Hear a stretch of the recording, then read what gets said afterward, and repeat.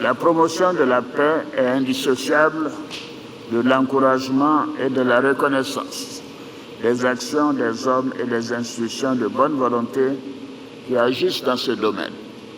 C'est la quintessence même de la philosophie qui prône le prix Félix Houphouët-Boigny UNESCO.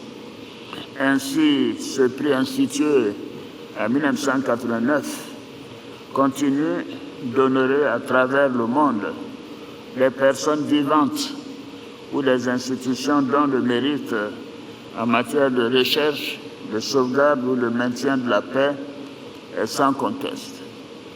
2 ans après la distinction de Mme Angela Merkel à Yamoussoukro, notre capitale politique, nous sommes réunis aujourd'hui à Abidjan pour honorer une autre icône de la paix, M. Antonio Luis Santos da Costa, président du Conseil européen, ancien Premier ministre du Portugal, que j'ai eu le plaisir ou l'honneur de rencontrer à l'occasion de ma visite officielle avec Mme Ouattara au Portugal.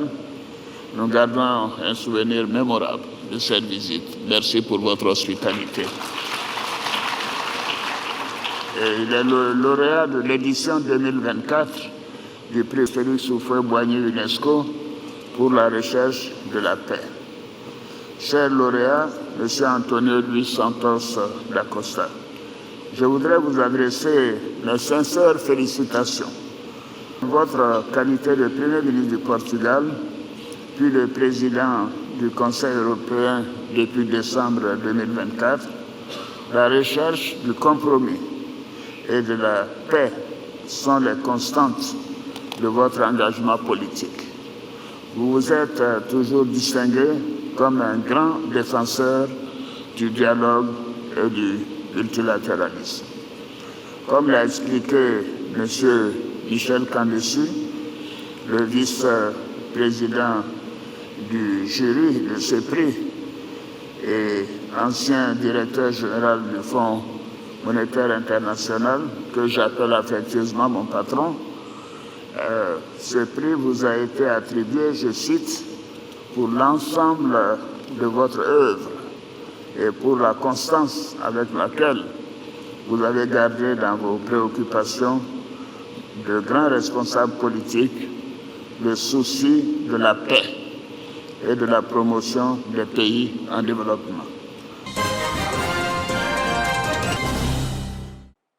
Une mission du Fonds de développement de la formation professionnelle FDFP en tournée nationale d'évaluation pour apprécier le fonctionnement de ces structures décentralisées. Conduite par Bliblé David, représentant du président du comité de gestion du FDFP, première étape de la mission, l'antenne régionale de Bouaké. Cette initiative vise à rapprocher nos services de nos partenaires et à favoriser une meilleure prise en compte des réalités locales. Il est essentiel que nous comprenions encore ensemble les défis rencontrés sur le terrain afin de proposer des solutions toujours plus adaptées aux attentes des bénéficiaires.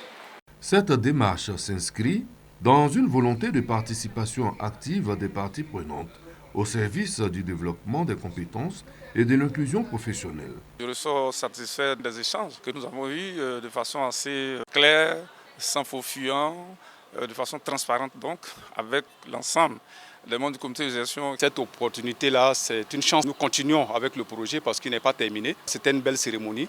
Nous sommes très heureux.